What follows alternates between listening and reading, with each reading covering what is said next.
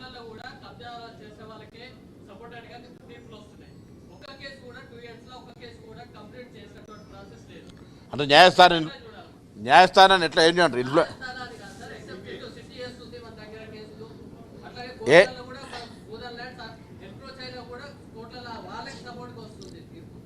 సరే ఇప్పుడు కోర్టు ఇచ్చినటువంటి లేదా మీరు ఇప్పుడు అడుగుతూ భూదాన్ కేసుకు సంబంధించి ఇష్యూ కావచ్చు లేక ఏదైనా కావచ్చు, కోర్టు పరంగా ఉన్నటువంటి ఆధారాల ప్రకారంగా ప్రభుత్వం తరఫున ఎటువంటి కాంప్రమైజ్ కూడా కొట్లాడుతాం.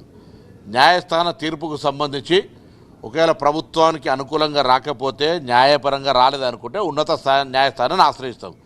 ఒక తీర్పు వచ్చిందని వదిలిపెట్టి ఇక అది అంతేలే అనేటువంటి మాట లేదు. ఉదాహరణకు ఏసీబీ కార్యాలయం ఎదురుగా 12 ఎకరాలను చాలా కాలంగా కబ్జా ఉన్నదాన్ని తీసుకొచ్చి గవర్నమెంట్ హ్యాండ్ ఓవర్ చేసుకుంది. ఇట్లా మీకు మంచి ఏవైతే ప్రభుత్వ పరంగా స్వాధీనం చేసుకున్నాయో వాటి వివరాలను కూడా అందజేస్తాం.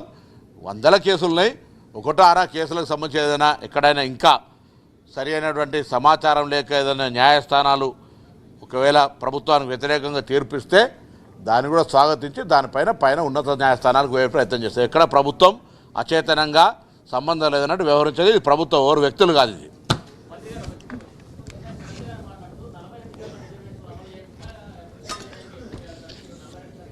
ఆనరేబుల్ కవిత గారిని రిక్వెస్ట్ చేస్తూ ఉన్నా. నేను బ్యాక్వర్డ్ క్లాస్ మంత్రిగా కాంగ్రెస్ పార్టీకి సంబంధించి ఏ కార్యక్రమాలు జరపాలో అన్ని కార్యక్రమాలు ప్రభుత్వ పరంగా చేసినాం. కానీ చట్టంలో కృష్ణమూర్తి తీర్పు, కోర్టు తీర్పు 42% కాదు 50% బ్యారియర్ దాటద్దు అనేటువంటి మాట ఉంది. ఇలా ఈ దేశంలో ఏకైక మగాడుగా రాహుల్ గాంధీ గారు పార్లమెంటులో అధికారంకి వచ్చిన ప్రభుత్వం రాగానే 50% బ్యారికేడ్ ఎత్తేసి జనాభా ప్రాతిపాదికన ఎవరెంతో వారికంతా ఇస్తున్నటువంటి వ్యక్తి. ఇవాళ పార్లమెంట్లో మేము లేం కాబట్టి ఇవాళ మాకు రిజర్వేషన్లు 42% కాదు 50% పైన అమలైతలేవు. డెఫినెట్లీ ఒక్కో రోజు వస్తుంది. ఎందుకు వస్తుంది అంటున్నా అంటే తెలంగాణ ప్రభుత్వంలో కుల సర్వే జరిగింది. మా దగ్గర అవసరమైనటువంటి లెక్కలు దానికి ఎక్స్పర్ట్ కమిటీ ద్వారా డాటా బేస్డ్గా ఉన్నాం. ఇవన్నీ తీసుకొని కృష్ణమూర్తి కేసును ఛాలెంజ్ చేయడానికి సుప్రీంకోర్టును ఆశ్రయించబోతా ఉన్నాం. ఎందుకంటే ఈ తమిళనాడులో పక్క రాష్ట్రంలో 69% అమలవుతూ ఉంది.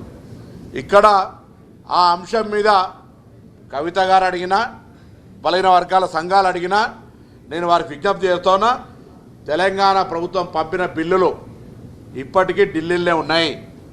రాష్ట్రపతి గారు అనుకున్నా, ప్రధానమంత్రి గారు అనుకున్నా, కేంద్ర ప్రభుత్వం అనుకుంటే ఇది ఒక గంట పని.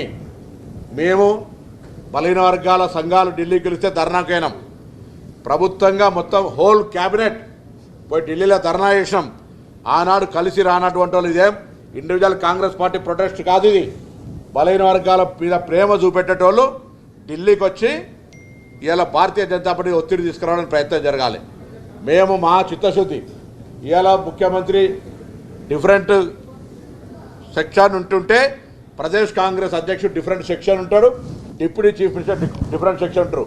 నీ పార్టీల అధ్యక్షుడు మీరే, కార్యనిర్వాహక అధ్యక్షుడు మీరే, శాసనసభ పక్ష నాయకుడు మీరే. ఎవరికి ఏం పదవి ఇచ్చేటువంటి పరిస్థితి లేదు. ఇంట్లోకే మీ సిస్టర్ను కూడా బయటకు పంపుకున్న వ్యవస్థ కూడా మీదే. మేము తెలంగాణలో 2 మహిళలకు మంత్రి ఇచ్చినాం. రేపు హైదరాబాద్లో మహిళా మేయర్, మళ్ళీ రిజర్వేషన్ల ప్రక్రియలో మళ్ళీ కూడా హైదరాబాద్ మహిళా మేయర్ అవుతున్నటువంటి సందర్భం కాబట్టి ఇవాళ మేము మళ్ళొక మాట చెప్తా ఉన్నా.